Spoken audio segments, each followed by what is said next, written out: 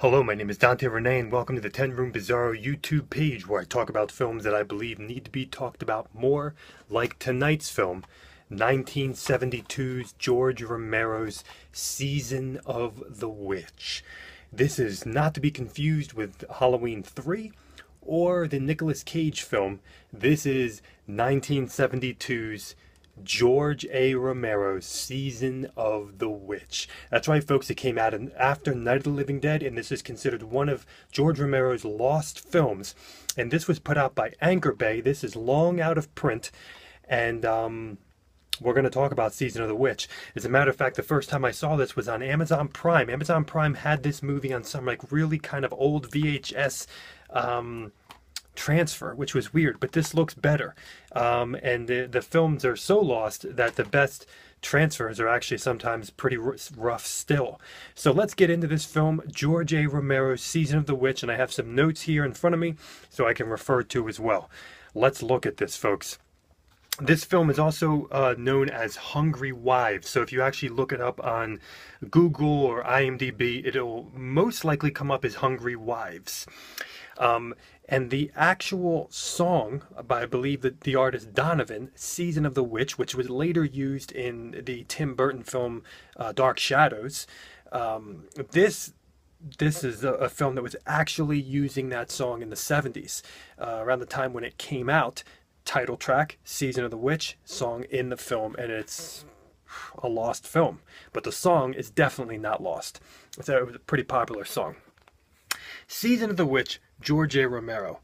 Very, very different than what you know George Romero for, which would be zombie films. Night of the Living Dead, Day of the Dead, Dawn of the Dead, all of them, okay? Land of the Dead, Survival of the Dead, Diary of the Dead, okay? But he also did some offshoots of films like Night Riders and Martin. And there's always Vanilla, which is actually on this as well. Okay, so George Romero is actually beyond the films that you mostly know him for. And Season of the Witch is one of them. A woman, her marriage, her nightmares, her suffering, and witchcraft. Wow. You take those key words right there. A woman, her marriage, her nightmares, her suffering, and witchcraft. This film cannot easily be defined. It cannot easily be put into a genre. Of course, we have a horror core here, but we also have a 70s kind of obscure, underground, weird, psychedelic area of the film, also a dramatic area of the film, and overriding darkness to the film. I will definitely tell you this. While this is a witchcraft film, you have probably not seen any witchcraft films like it, especially from the 70s, okay, where there were a lot of occult witchcraft types of films. This is to give you a couple words for this film, I have written down here: oppressive, surreal, interesting, bizarre, nightmarish, disturbing, sexual, and dramatic. That is Season of the Witch. Let's get into different aspects of this film, and let's start off first and foremost with the music. The music is it's an awesome electronic score that reminded me of Tobe Hooper's score for Texas Chainsaw Massacre, the original, and also Tobe Hooper's film Eaten Alive. It also reminded me at times of the vibes of Children Shouldn't Play with Dead Things, okay, score-wise. We're talking about a very oppressive score, a very disturbing score, very off-kilter, lacking melody, abrasive, chaotic, and dark. Okay, this is a score that will literally bring your mind into a type of psychosis, a type of oppressive, as I like to call it for those other films that I listed there, a type of oppressive, psychotic, internal, off-kilter, disturbing, but you it's like hitting certain disturbing buttons, and it's not fun to laugh at.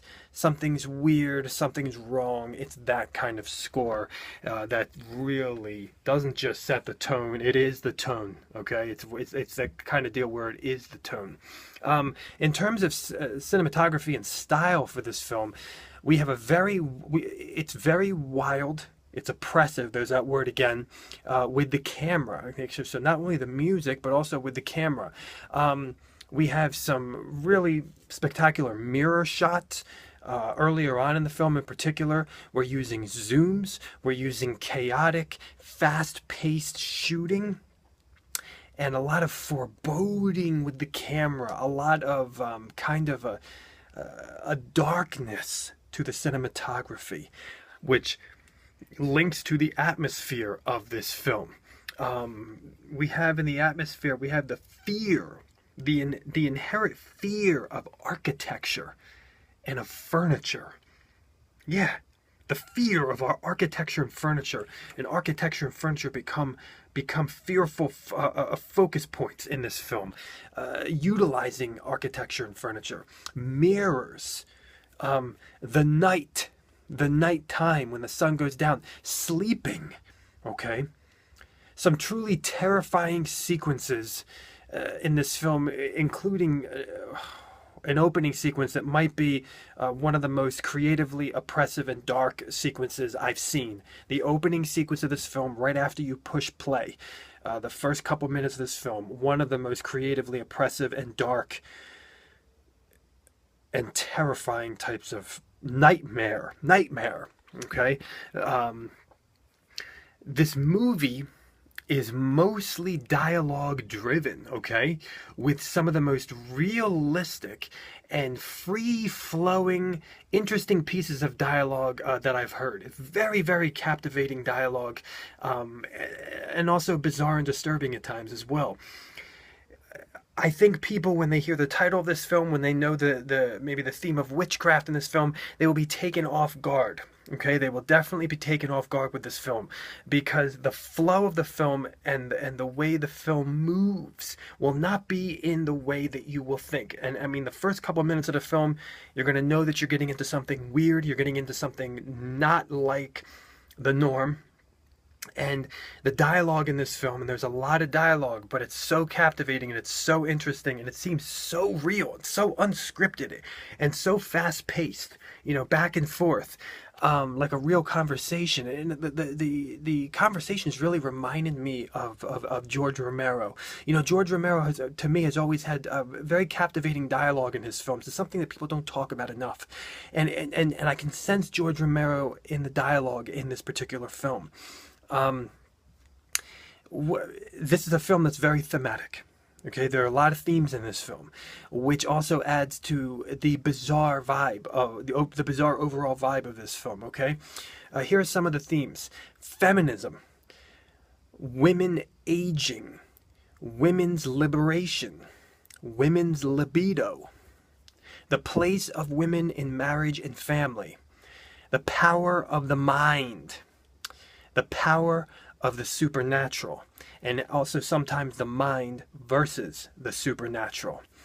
This is not your typical witchcraft film, like I said previously, or your typical horror film. But one thing you can definitely say, this is a pure 1970s film. It feels like the 70s, but not in a way that dates it, folks.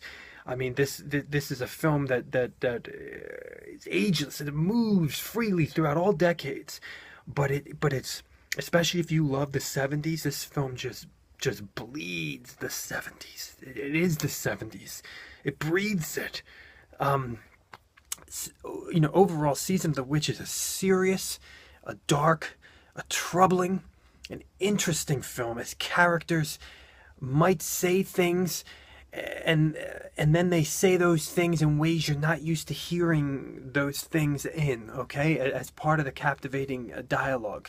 This is Season of the Witch. A really good artwork, really good poster and cover art for this particular film, which I believe the cover of this DVD is actually based on.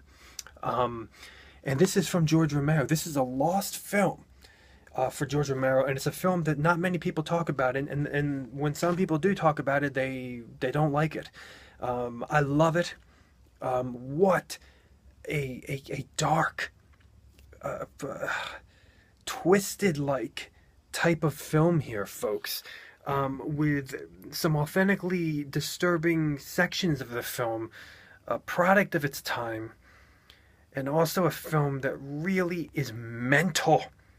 I mean, really, really mental. And what I mean by that is, it's just, I don't want to say gets under your skin. I want to say gets under your brain. Okay? Gets under your brain. This is 1972's Hungry Wives, Season of the Witch by George A. Romero. Thank you so much for watching the 10 Room Bizarro YouTube page where I talk about films that I believe need to be talked about more, like this one. Please feel free to check out all my other reviews on this YouTube page: exploitation, sexploitation, erotica, adult, horror, bizarre, surreal, weird, underground. It's basically films I feel need to be talked about more. Sex comedies, all of it. Okay, thank you so much. Please feel free to check out my own personal films at youtube.com/poopydiarrhea. Thank you and good night.